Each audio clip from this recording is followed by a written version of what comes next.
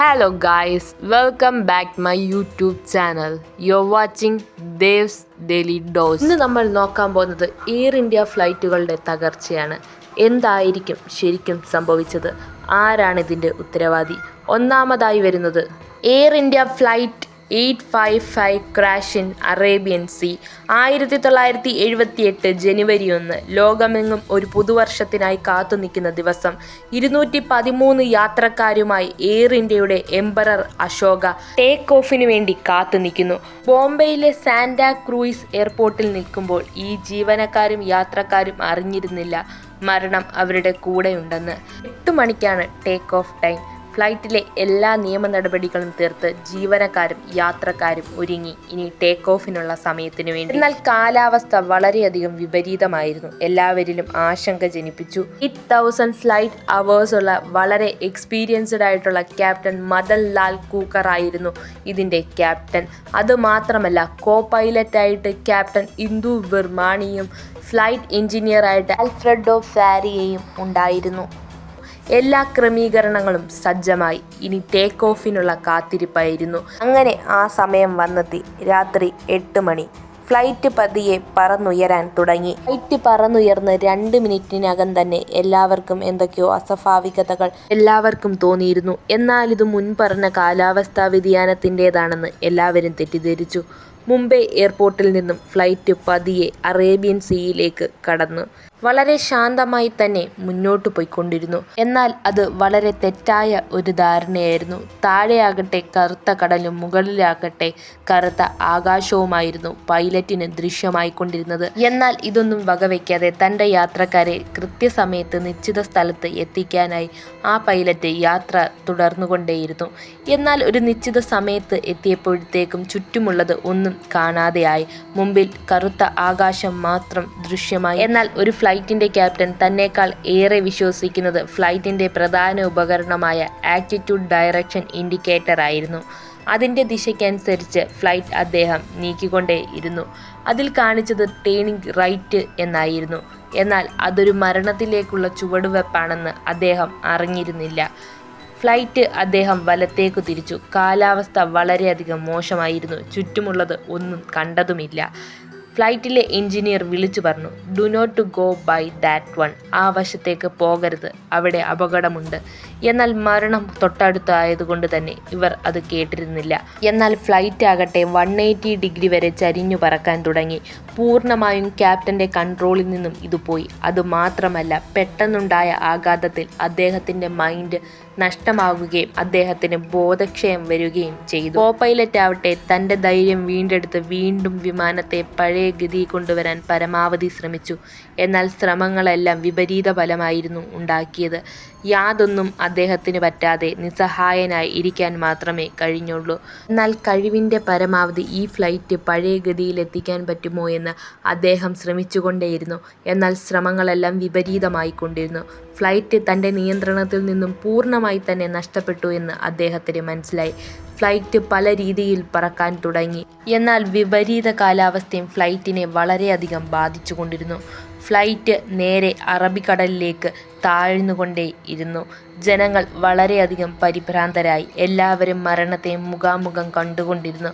പെട്ടെന്ന് അലർച്ചകൾ ഉണ്ടായി. കോ പൈലറ്റിന് ഒന്നും സാധിക്കാൻ പറ്റാത്ത അവസ്ഥ. അദ്ദേഹം രണ്ടും കൽപ്പിച്ച് air Indian flight 855 emperor Ashoka അറബിക്കടലിനെ ലക്ഷ്യമാക്കി തലകുത്തി പറന്നുകൊണ്ടിരുന്നു. അപ്പോഴത്തേക്കും കോ പൈലറ്റിൻ്റെ ആറ്റിറ്റ്യൂഡ് ഡയറക്ഷൻ ഇൻഡിക്കേറ്റർ തകരാറിലായി. പിന്നെല്ലാം കണ്ണടച്ചു തുറക്കുന്ന സമയം കൊണ്ടാണ് ഉണ്ടായത്. ആ കറുത്ത കടൽ ഈ വലിയ വിമാനത്തെ വിഴുങ്ങാനായി കാത്തിരുന്നു. കടലിലേക്ക് ഈ വിമാനം ഇടിച്ചിറങ്ങുകയാണ് ചെയ്തത്. അവശിഷ്ടങ്ങൾ പല ഭാഗത്തേക്കും ചിന്നിച്ചിതറിപ്പോയി. 213 പേരുമായി യാത്ര ചെയ്ത് ഈ കൂറ്റൻ വിമാനത്തിൽ നിന്നും കിട്ടിയ അവശിഷ്ടം ഇതുമാത്രമാണ്. ബാക്കിയെല്ലാം കടൽ ഉള്ളിലേക്ക് വലിച്ചെടുത്തു കഴിഞ്ഞിരുന്നു. ഒരു ജീവൻ പോലും ആ അപകടത്തിൽ രക്ഷപ്പെട്ടിരുന്നില്ല. നേരം പുലർന്നപ്പോഴേക്കും എയർ ഇന്ത്യ ഫ്ലൈറ്റ് 855 എന്നേക്കും ഓർമ്മയായി. ഇന്ത്യയുടെ ചരിത്രത്തിൽ തന്നെ ഏറ്റവും വലിയ വ്യോമ അപകടങ്ങളിൽ ഒന്നാണിത്. ഈ അപകടത്തിൽ എല്ലാവരുടെയും മൃതശരീരങ്ങൾ പോലും കിട്ടിയിരുന്നില്ല. അതുമാത്രമല്ല, വിമാനത്തിൻ്റെ ബ്ലാക്ക് ബോക്സും കണ്ടെത്താൻ കഴിഞ്ഞിരുന്നില്ല. ഇദ്ദേഹമായിരുന്നു ഇതിലെ captain Madan Lal Kukar. Number 2. Air India express flight 812 2010 May 22 160 പാസഞ്ചേഴ്സും 6 ക്രൂവും അടങ്ങുന്ന 166 പേർ ദുബായിൽ നിന്നും മംഗളൂരു എയർപോർട്ടിലേക്ക് യാത്ര തിരിക്കുന്നു. യാത്രയ്ക്ക് മുമ്പ് എല്ലാ സുരക്ഷാ മാനദണ്ഡങ്ങളും പൂർത്തിയാക്കുന്നു. ഇനി ടേക്ക് ഓഫിൻ്റെ സമയമാണ്. 1200 ഫ്ലൈറ്റ് ഹവേഴ്സുള്ള സ്ലാറ്റ്കോ ക്ലൂസിക്കയാണ് ഈ പൈലറ്റിൻ്റെ ക്യാപ്റ്റൻ. അദ്ദേഹത്തിൻ്റെ ജോലികളെല്ലാം ടേക്ക് ഓഫിന് മുമ്പ് കൃത്യമായി ചെയ്തു തീർത്തു. എല്ലാ ചെക്കിങ്ങും കഴിഞ്ഞു. ഇനി ഫ്ലൈറ്റ് ടേക്ക് ഓഫിൻ്റെ സമയമാണ്. അങ്ങനെ പതുക്കെ ആ ഫ്ലൈറ്റ് ആകാശത്തിലേക്ക് പറന്നുയർന്നു. വളരെ നല്ല കാലാവസ്ഥയിൽ തന്നെയായിരുന്നു ഈ ഫ്ലൈറ്റിൻ്റെ മുന്നോട്ടുള്ള പോക്ക്. യാതൊരുവിധ സാങ്കേതിക തടസ്സങ്ങളോ കാര്യങ്ങളോ ഒന്നും ഇതിന് ഉണ്ടായിരുന്നില്ല. ഇനി ലാൻഡിങ്ങിനുള്ള സമയമാണ്. 1 മിനിറ്റിൻ്റെ അപാകത മൂലം 166 ജീവനുകൾ പൊലിയാൻ പോവുകയാണെന്ന് ആരും അറിഞ്ഞില്ല. വിമാനം പതിയെ മംഗളൂരു ഇൻ്റർനാഷണൽ എയർപോർട്ടിന് മുകളിൽ എത്തി. ഇനി ലാൻഡിങ്ങിനുള്ള സമയമാണ്. 1 മിനിറ്റത്തെ സ്ലാറ്റ്കോ ക്ലൂസിക്കയുടെ അശ്രദ്ധ. പറഞ്ഞതിലും വൈകിയാണ് അദ്ദേഹം ഫ്ലൈറ്റ് ലാൻഡ് ചെയ്യിപ്പിക്കാൻ ഒരുങ്ങിയത്. തുടക്കത്തിലെ ഫസ്റ്റ് ഓഫീസർ 3 തവണ വിളിച്ചു പറഞ്ഞു ഗോ റൗണ്ട് എന്ന്. എന്നാൽ ക്യാപ്റ്റൻ പെട്ടെന്ന് തന്നെ പാനിക് ആയതുമൂലം അദ്ദേഹത്തിന് ഈ ഫ്ലൈറ്റ് ലാൻഡ് ചെയ്യിപ്പിക്കാനല്ലാതെ വേറൊരു ഉദ്ദേശവും മനസ്സിൽ തെളിഞ്ഞു വന്നില്ല. ഉടൻ തന്നെ കോ പൈലറ്റും അദ്ദേഹത്തിനോട് കമ്മ്യൂണിക്കേഷൻ ചെയ്യാൻ ഒരുങ്ങി. എന്നാൽ യാതൊരുവിധ റിയാക്ഷനും അദ്ദേഹത്തിൻ്റെ ഭാഗത്തു നിന്നും ഉണ്ടായില്ല. കാരണം അദ്ദേഹത്തിന് മനസ്സിലായി കഴിഞ്ഞിരിക്കുന്നു ഈ വിമാനം ഇനി ഒരിക്കലും അദ്ദേഹത്തിൻ്റെ നിയന്ത്രണത്തിൽ നിൽക്കത്തില്ലെന്ന്. രണ്ടും കൽപ്പിച്ച് അദ്ദേഹം റൺവേയിലേക്ക് ഫ്ലൈറ്റ് ഓടിച്ചിറക്കി. വേഗം തന്നെ ബ്രേക്ക് ചെയ്യാനും കോ പൈലറ്റ് ആവശ്യപ്പെട്ടു. എന്നാൽ അതൊന്നും അദ്ദേഹത്തിന് ആ സമയം ശ്രദ്ധയിലേക്ക് വന്നില്ല. റൺവേയിൽ നിന്നും വിമാനം പെട്ടെന്ന് തന്നെ തെന്നിമാറി അടുത്തുള്ള ഒരു കുന്നിൻ ചരിവിലേക്ക് പതിക്കുന്നു. വിമാനം അപ്പോഴേക്കും തല തിരിഞ്ഞ് അടുത്തുള്ള കാട്ടിലേക്ക് വന്ന് പതിക്കുന്നു. പിന്നെ കേട്ടതോ 166 പേരും അഗ്നിക്ക് ഇരയായി. 8 പേർ അതിസാഹസികമായി ഈ അപകടത്തിൽ രക്ഷപ്പെട്ടു. ബാക്കി ആരെയും രക്ഷിക്കാൻ കഴിഞ്ഞില്ല. പൈലറ്റ് ഉൾപ്പെടെ ബാക്കി എല്ലാവരും ഈ അപകടത്തിൽ അഗ്നിക്ക് ഇരയായി. ഇന്നും ഇന്ത്യക്കാർ കണ്ണീരോടോർക്കുന്ന മറ്റൊരു വിമാന അപകട ദുരന്തമായിരുന്നു മംഗളൂരു എയർപോർട്ടിൽ അരങ്ങേറിയിരുന്നത്.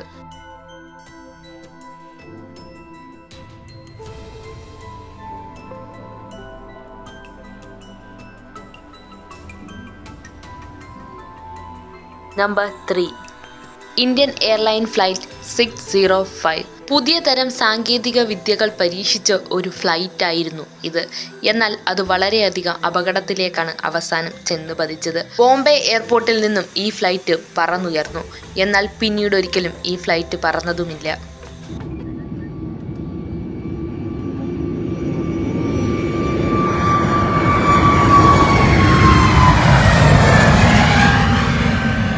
മുൻ എയർഫോഴ്സ് ഉദ്യോഗസ്ഥനായിരുന്ന SS ഗോപൂജാക്കർ ആയിരുന്നു ഇതിൻ്റെ പൈലറ്റ്. കോ പൈലറ്റായിട്ട് DK മൽഹോത്രയുമായിരുന്നു.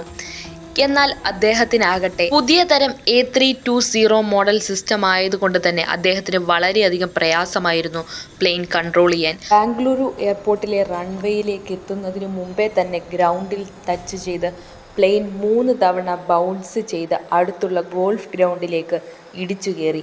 തുടർന്ന് 139 യാത്രക്കാരുള്ള ആ വിമാനം അപകടത്തിലേക്ക് പതിച്ചു. ഇടിച്ചുകൊണ്ട് ഭൂമിയിലെത്തിയ 92 പേരും മരണത്തിന് അവസാനം കീഴടങ്ങി. ഈ അപകടം പിന്നീട് ഇന്ത്യ കണ്ട ഏറ്റവും വലിയ മാറ്റത്തിന് തുടക്കം കുറിച്ചു. ഇന്ത്യൻ എയർലൈൻസ് ട്രെയിനിങ് പ്രൊസീജിയറും അതുമാത്രമല്ല ടെക്നിക്കും ഇംപ്രൂവ് ചെയ്തു. പിന്നീട് ഒരിക്കലും ബാംഗ്ലൂരു എയർപോർട്ട് ഇതുപോലെ അശ്രദ്ധമായി കടന്നിട്ടില്ല.